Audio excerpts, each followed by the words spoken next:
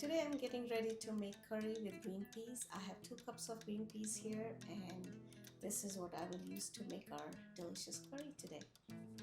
Let's begin. We start this curry by making a spice blend.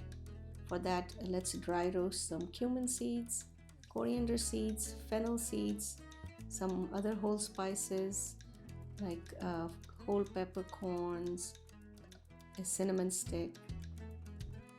I have these whole cloves here and whole cardamoms.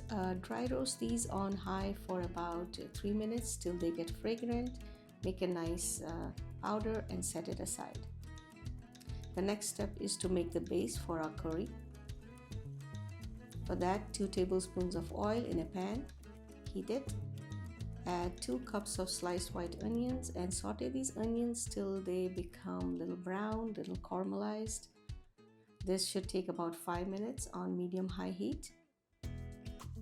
And once we have them nice and brown like this, I will take them and make a nice paste.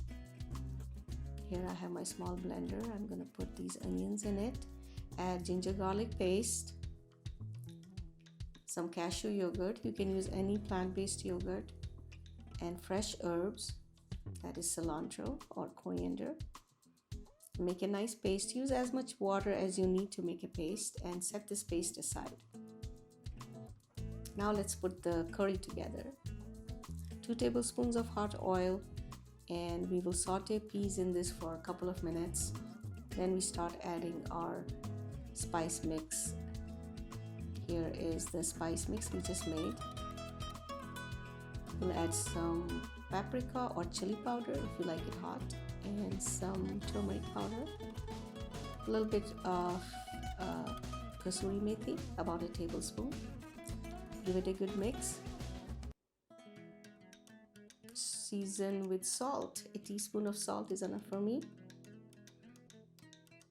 And here we are going to add some paste we made, actually all of it.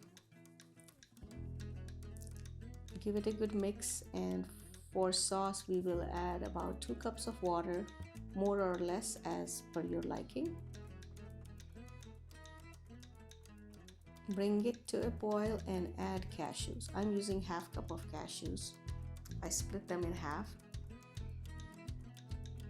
I'll bring this to boil and lower the heat and cook it for about 20 minutes till peas get tender.